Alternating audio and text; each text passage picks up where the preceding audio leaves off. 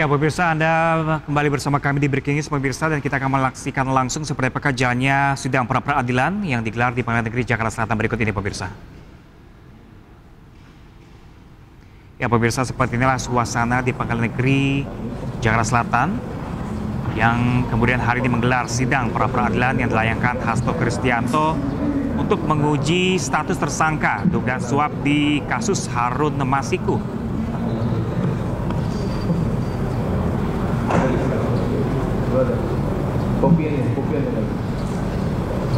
Ya pemirsa, nampaknya persidangan akan segera dimulai pada hari ini. Dan sebelumnya sidang pra-peradilan sempat ditunda karena pihak dari KPK tidak menghadiri sidang. Jadi pastikan pada hari ini pihak KPK akan datang pemirsa, mengingat sidang pra-peradilan kembali digelar pada hari ini, di mana dilayangkan gugatan ini oleh Sekretaris Jenderal dari Partai Demokrasi Indonesia Perjuangan itu melawan Komisi Pemberantasan Korupsi.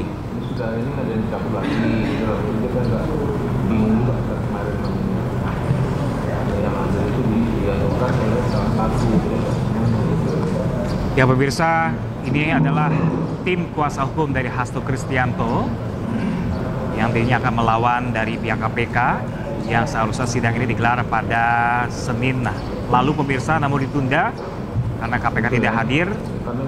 Dan kemudian saat itu juga Hakim Tunggal dari Afrizal Hadi juga menjelaskan KPK selaku termohon menyampaikan surat permohonan penundaan sidang tersebut. Baik ya. Nanti kalau ada ditambah lagi ya.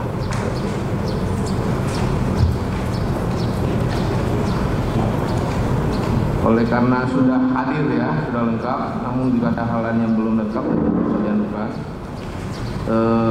Sesuai tentunya sesuai dengan setelah kehadiran para pihak dalam hal ini baik pemohon dan termohon, tentunya kita akan menyusun jadwal atau agenda persidangan perkara pra-peradilan ini ya.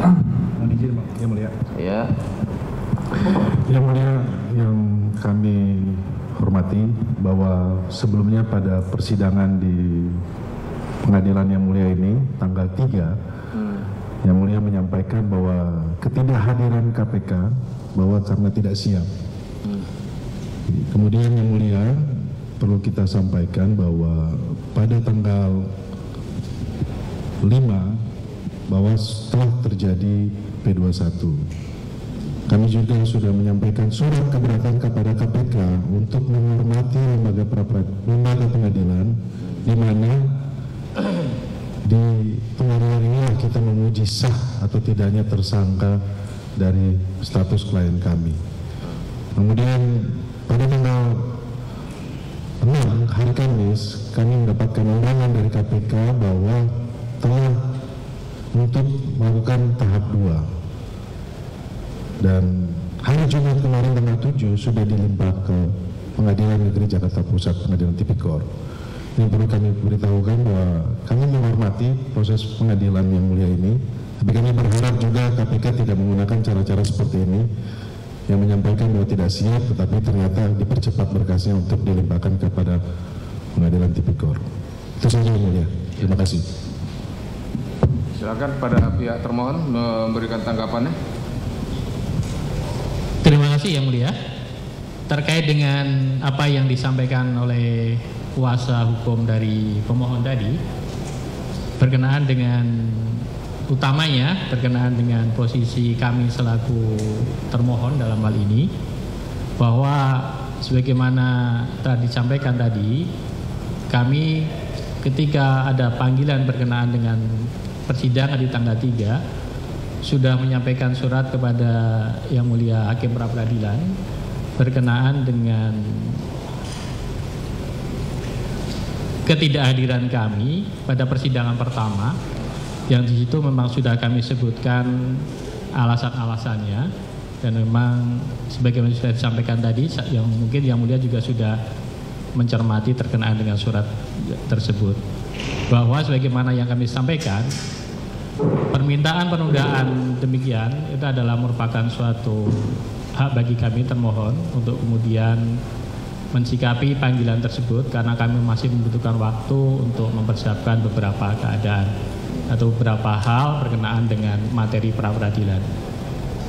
Jadi bukan berarti kami kemudian dalam persidangan ini kami sampaikan kepada Yang Mulia bahwa hal tersebut bukan dalam konteks untuk kemudian menghindari panggilan atau apapun alasan yang disampaikan oleh pemohon. Tapi memang semata-mata memang kami dari Biro Hukum adalah untuk mempersiapkan materi pra-peradilan agar kami lebih siap. Dan tadi disampaikan juga di awal, ternyata dari permohonan juga ada perbaikan.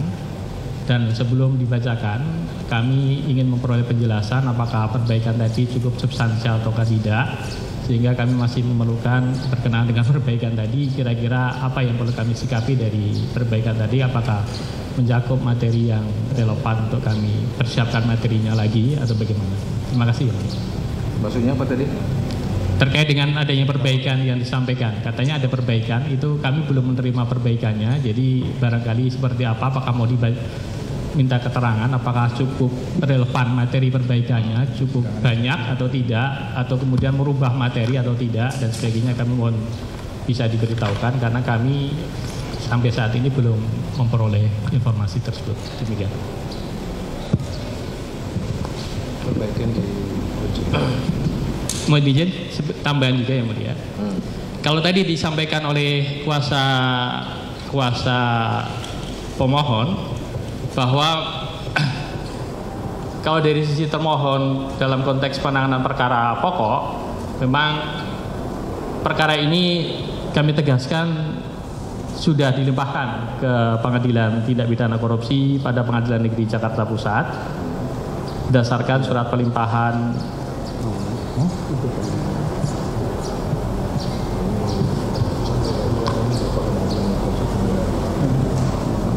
nomor 14 tanggal 7 Maret 2025 atas nama terdakwa Hasto Kristianto, dan di dalam atas pelimpahan tersebut kami informasikan juga bahwa di dalam berdasarkan isi PP yang dari SPP Pengadilan Negeri Jakarta Pusat pada Pengadilan Tindak Pidana Korupsi telah ditetapkan majelis hakim dan juga telah ditetapkan jadwal sidang, dan kami sudah menerima panggilan untuk memanggil terdakwa untuk kemudian menghadapkan ke persidangan pada tanggal 14 Maret 2025 yang terregister dalam perkara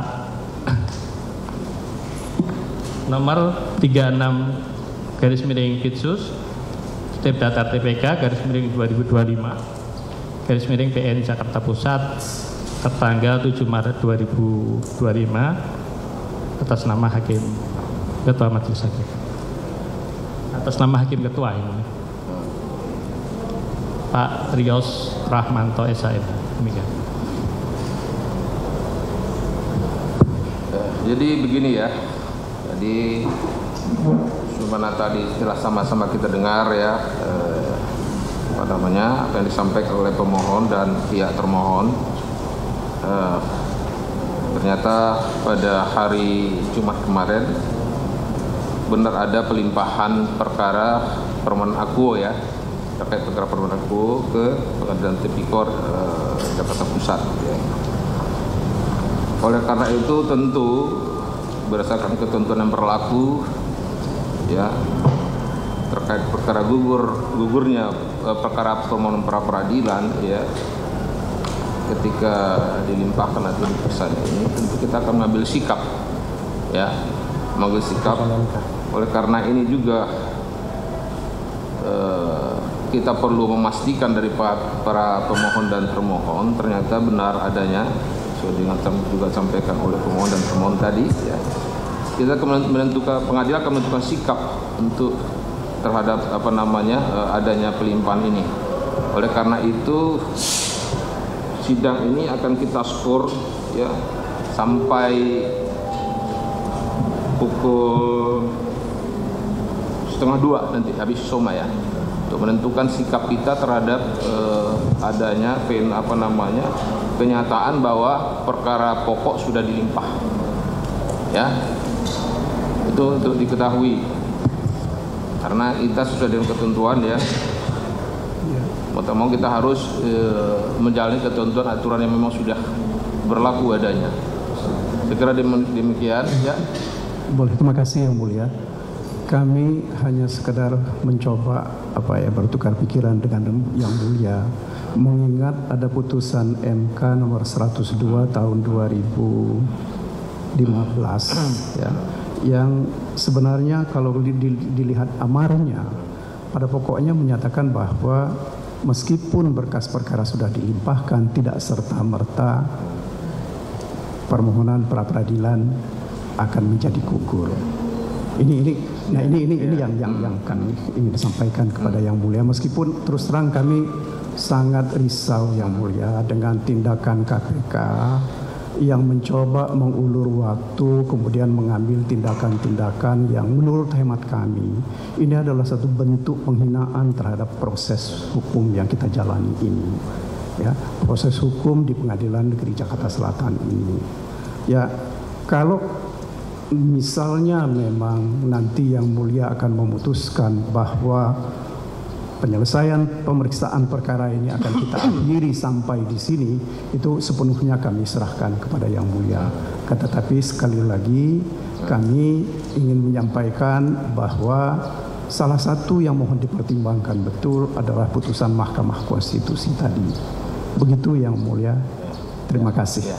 Itu kan kita semua akan kita pertimbangkan ya. Saya kira demikian saja dari pihak termohon. Ada yang disampaikan? Ya. Terima kasih Yang Mulia. Terkait dengan apa yang disampaikan kuasa pemohon tadi, kami tidak akan menanggapi lebih jauh karena berkenaan dengan penghinaan atau tidak. Karena koridor kami adalah koridor yang masih di dalam lingkup hukum acara pidana yang berlaku, sehingga tidak ada maksud bagi kami untuk menghina pengadilan ini ataupun tidak. Karena bagi kami adalah tetap dalam koridor hukum acara pidana yang berlaku, di mana itu adalah konteksnya adalah dalam konteks penanganan perkara. Perlu kami sampaikan juga bahwa tadi didalilkan oleh adanya SEMA, adanya putusan MK nomor 102 tahun 2015. Tapi selain putusan MK tadi perlu juga kami sampaikan di persidangan ini bahwa mungkin juga Yang Mulia juga mengetahui adanya SEMA nomor 5 tahun 2021 yang memang dalam jangka waktu antara putusan MK dengan putusan SEMA itu ada jangka waktu 6 tahun. Mungkin dari putusan MK tersebut juga ada beberapa hal yang perlu dicermati oleh Mahkamah Agung, sehingga Mahkamah Agung perlu mengeluarkan surat edaran Mahkamah Agung. Dan dalam hal ini perlu kami bacakan bunyinya, mungkin jika diperkenankan kami bacakan Yang Mulia.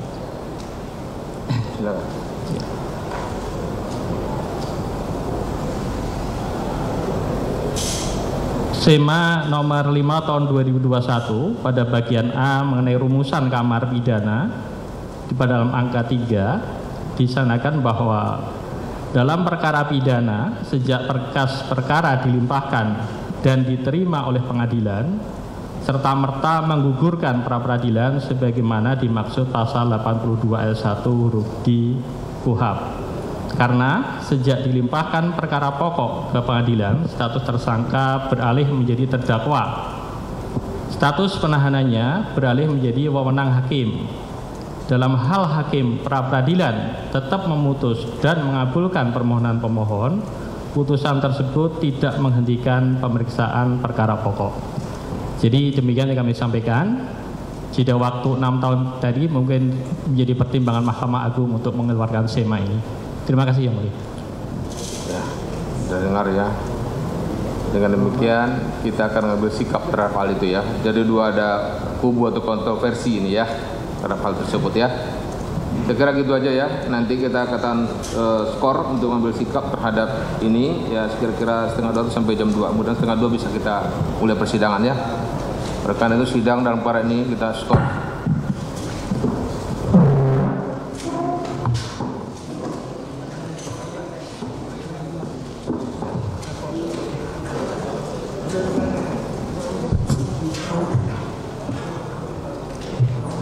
Ya pemirsa, baru saja kita simak bersama-sama pemirsa sidang pra-peradilan digelar pada hari ini, di mana pihak termohon KPK sempat menjelaskan alasan penundaan kedatangan di sidang pra-peradilan Senin lalu yang adalah sebuah hak dari termohon, yakni KPK, dalam menyusun sejumlah materi Dan di mana pemirsa dari pihak termohon, tim kuasa hukum juga menghadirkan Perdana Presiden Magdir Ismail yang juga sempat memberikan penolakannya dari kuasa hukum Hasto karena ini adalah sebagai bentuk penghinaan proses hukum yang terkesan mengulur-ulur waktu, di mana akhirnya keputusan majelis hakim pemirsa akan menunda sidang yang akan digelar nanti siang ini sekitar pukul 13.30 menanti perkara pokok yang sudah dilimpahkan nanti.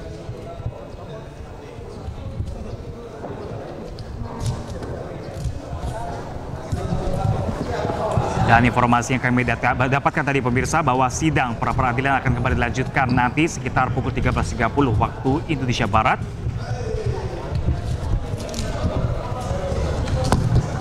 Dengan menanti perkara pokok yang sudah dilimpahkan.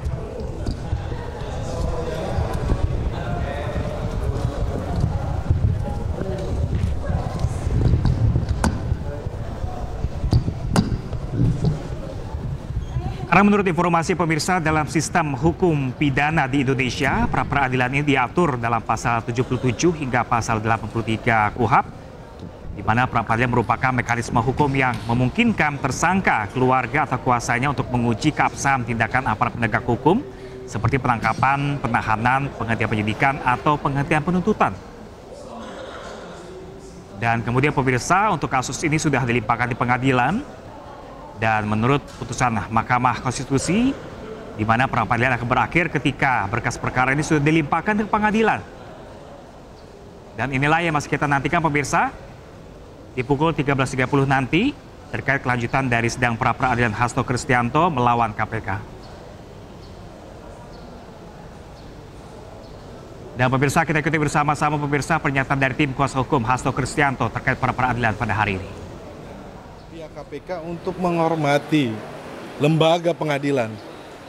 Pra-peradilan ini diatur di dalam KUHP memberikan ruang kepada tersangka untuk menguji status tersangkanya dan juga memberikan ruang untuk kontrol terhadap due process of law yang tidak sesuai dengan undang-undang. Kita sudah sampaikan bahwa kita minta agar pra-peradilan ini didahulukan. Tetapi yang sebelumnya apa yang kita sudah sampaikan berulang kali, kami menilai bahwa KPK dalam hal ini sengaja untuk menunda karena untuk mempercepat berkas. Teman-teman, di dalam pra-peradilan ini yang sebelumnya kita sudah uji bersama bahwa bukti yang dihadirkan oleh KPK bukan bukti yang terkait dengan Mas Hasto Kristianto. Ini bukti untuk terdakwa yang lainnya. Kemudian untuk sprindik yang lainnya. Dan ini sudah diuji di dalam persidangan. Kemudian obstruction of justice.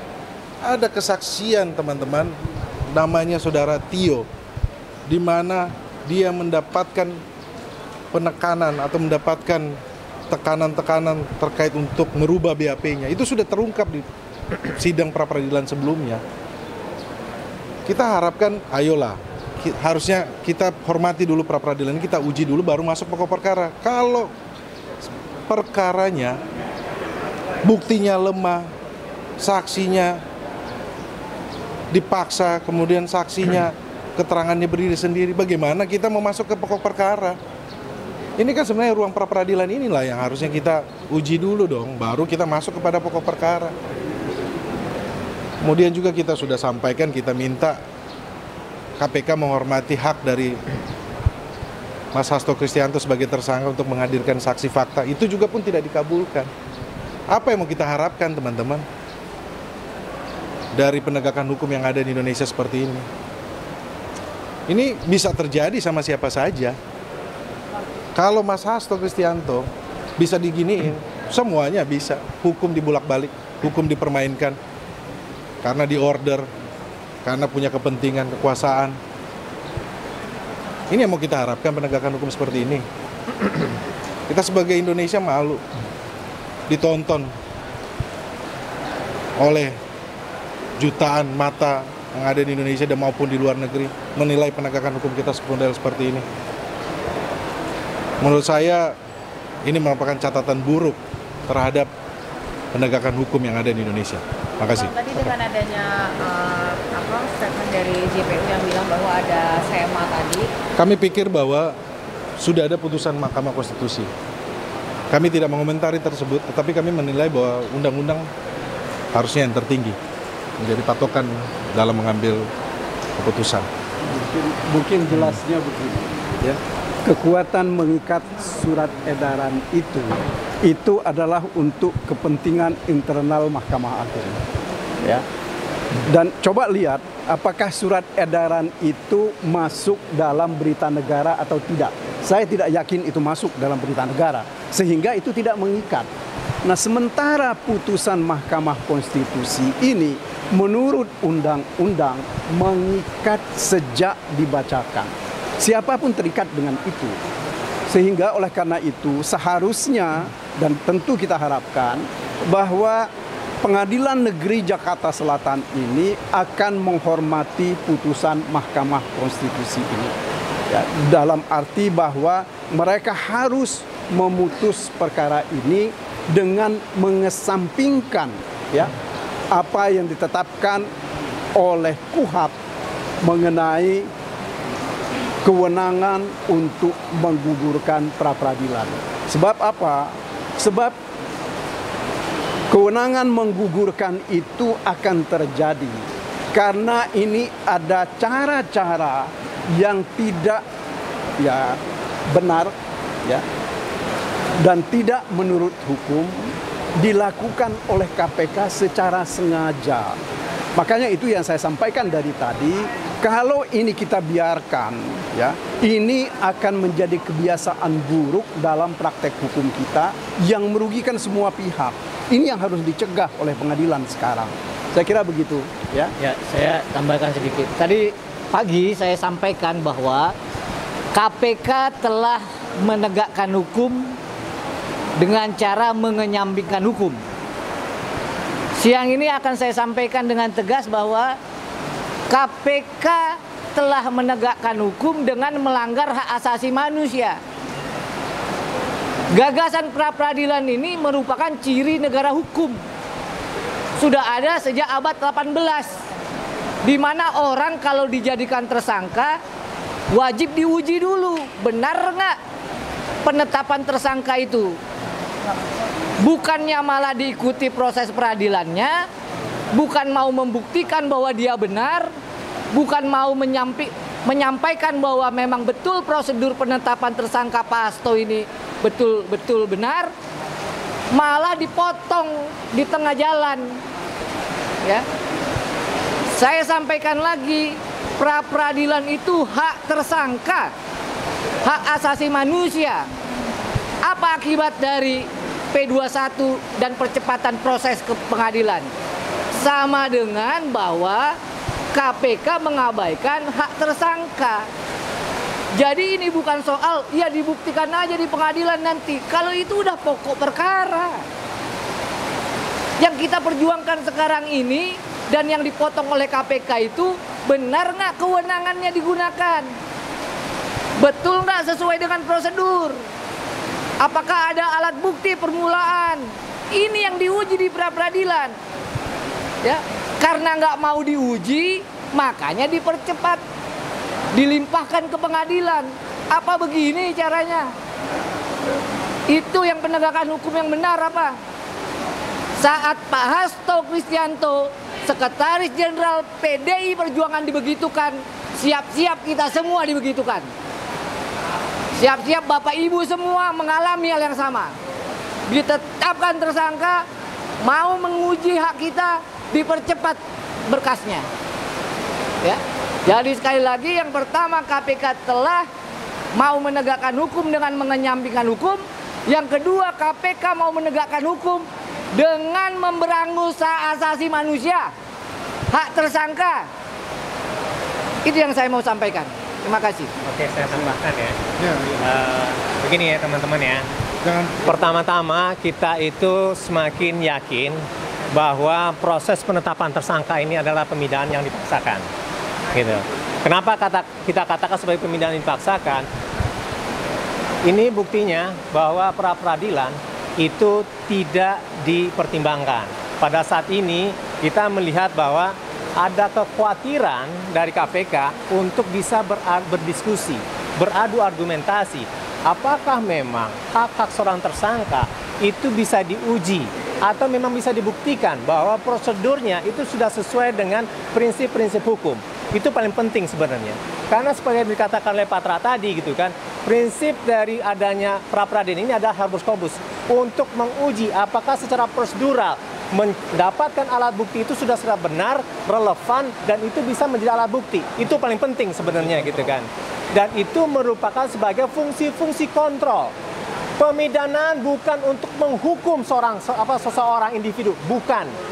Tetapi bagaimana memastikan hukum itu bisa berjalan dengan sebagaimana mestinya. Ini konstitusi ya. Nah, oleh sebab itu makanya pada saat ini apabila pada saat ini bahwa ada kekhawatiran untuk bisa berargumentasi di pengadilan menguji terkait dengan prosedural, artinya di situ memang terbukti adanya dugaan pidana yang dipaksakan. Karena apa? Karena proses dari penetapan tersangka dan kemudian ditahan dan kemudian setelah itu dilimpahkan itu sangat cepat sekali. Nah, oleh sebab itu makanya apa alasan kekhawatiran dari pihak termohon sehingga ini dipercepat? Dan sebenarnya ya pada saat ini hakim bisa memutuskan bahwa persidangan itu tidak mesti 7 hari. 7 hari itu adalah paling lama, bukan paling singkat. Berdasarkan pasal 82C. Ya artinya kalau bisa kayak gitu 3 hari pun ini bisa dilakukan gitu kan. Dan itu diputuskan terkait dengan ini gitu kan.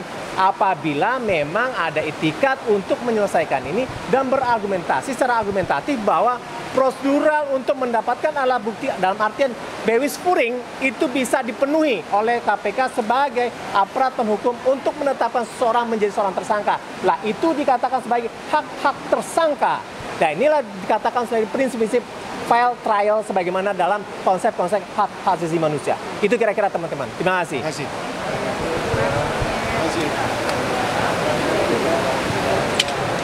Kok nggak ada mereka? Kok lepas? Mereka.